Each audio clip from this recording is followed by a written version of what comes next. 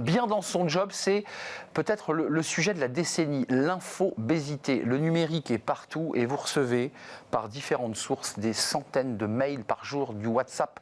Les mails, et il faut le gérer, ça génère, et vous le vivez évidemment, du stress.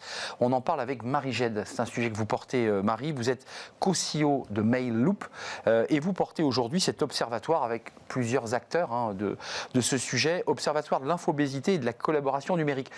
Pourquoi vous êtes emparé de ce sujet ?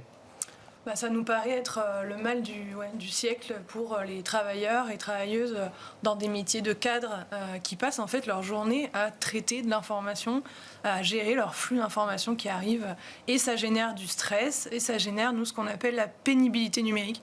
On pense qu'il faut le quantifier et puis on pense qu'il faut aussi adapter les postes de travail à ces sujets.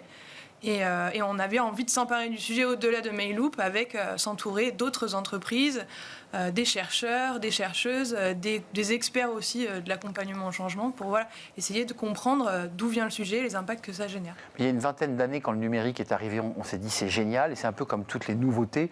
On les accueille sans trop savoir ce qui va nous arriver, on vit avec. Puis 20 ans ou 30 ans plus tard, j'ai envie de dire 20 ans plus tard, on se dit mais quel désastre, on est en train de s'engloutir. Est-ce qu'il y a, pour le dire abruptement, parce que MailLoop, vous travaillez sur ces sujets, est-ce qu'il y a un vrai danger ? Est-ce qu'on est en danger ? On pense qu'il y a deux côtés. Il y a le côté infobésité où cette surcharge d'informations qui arrive avec effectivement, on s'est un peu précipité parfois à déployer des outils, je pense pendant les périodes de confinement avec le télétravail, sans vraiment se questionner sur les usages auxquels ils répondent. Mais d'un autre côté, et c'est pour ça que dans l'Observatoire, on a mis infobésité et collaboration numérique, il y a aussi ce volet positif et enthousiaste qui permet de collaborer de manière saine, efficace et sobre aussi entre équipes. Donc voilà, c'est vraiment pour réfléchir à essayer de réduire l'impact de l'infobésité, de cette surcharge et en même temps définir un peu le socle des bonnes pratiques de collaboration numérique. On va parler des conséquences et des risques, mais d'abord quelques chiffres. L'exposition aux mails professionnels hors horaire de travail, compte tenu qu'il y a une loi qui normalement oblige le collaborateur à se déconnecter. Donc partons de ce principe. Alors, vous avez interrogé, j'imagine, tous ces gens après la loi, ça va sans dire. 9,2% de salariés totalement déconnectés, bon ça c'est très bien. Il y en a 19, presque 20% faiblement exposés, c'est moins de 10 mails par soirée et par an. On est d'accord, donc ça lui prend 10 soirées par an de connexion. Il y en a de 10 à 50, ils sont 40%. Là, ça commence à monter, ça commence à être du sérieux. Donc 10 à 50 soirées où on est assis sur son canapé et on continue à bosser. C'est ça. Okay. Et là, ça devient très inquiétant. Il y a presque 30%, 26,6% qui, eux, sont exposés de manière très élevée, de 50 à 150 soirées. Il y a 365 jours par an. Oui. Ceux-là, là, les 26,6%, je ne veux pas alarmer ceux qui nous regardent, qui pratiquent ce genre de choses, mais ils brisent leur rythme familial, ils continuent à être connectés en permanence, ils n'ont plus de lien avec leurs enfants.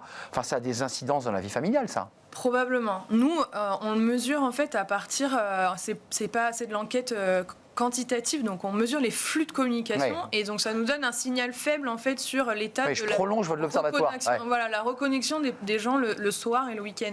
Et effectivement, on voit qu'il y a une exposition qui est quand même élevée. Il y a 30% des personnes qui, au moins 50 soirs par an, envoient au moins un mail après 20 heures. Donc c'est quand même, on considère que c'est une exposition qui est quand même assez élevée. Vous vous situez où, vous, Marie, là-dedans ?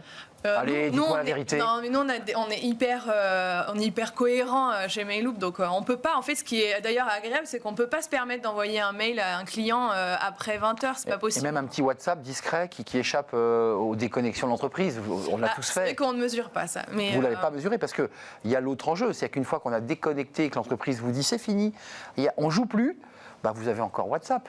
Oui, non, c'est sûr. C'est pour ça que nous... Vous avez Telegram. Nous, on préconise, en fait, d'en discuter, d'avoir des espaces, en fait, de discussion dans les équipes de direction pour se mettre d'accord, en fait, sur un mode de fonctionnement qui soit sain.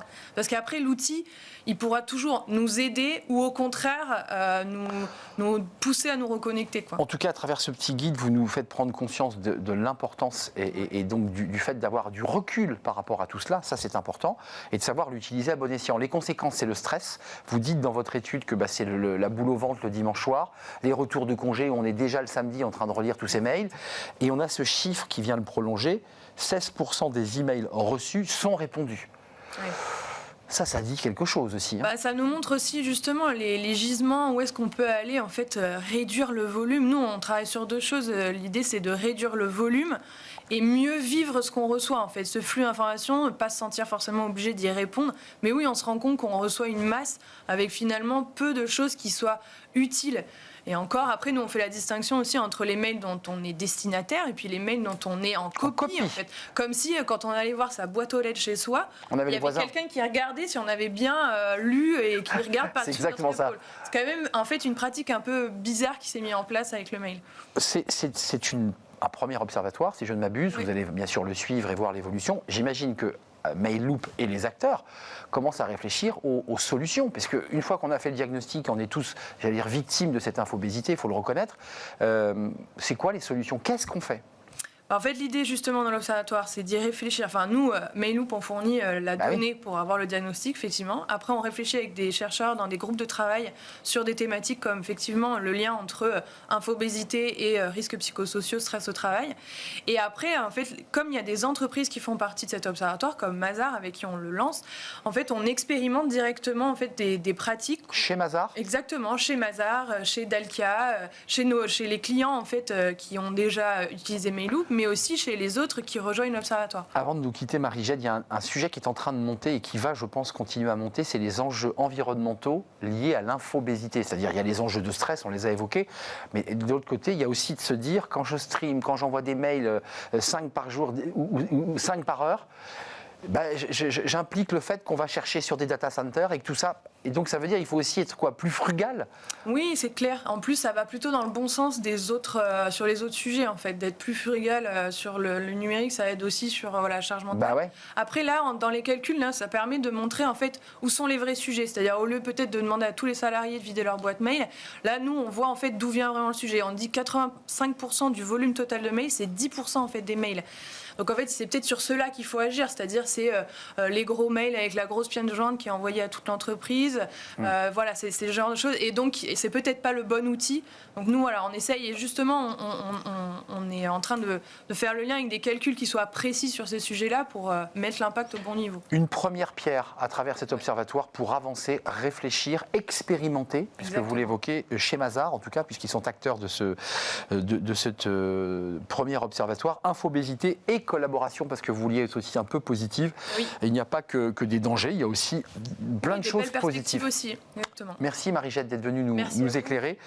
On pose le portable, hein. On va essayer de le poser. On pose le portable 1 heure, on n'y touche plus. Vous êtes la CEO, co-CEO de Mail.loop et vous portez avec plusieurs acteurs cet observatoire de l'infobésité et de la collaboration numérique. On tourne d'une page parce que Smart et Réglo traitent aussi de ces questions numériques. On essaie de réglementer et les avocats accompagnent leurs clients sur ces sujets. C'est Smart et Réglo et on accueille notre invité.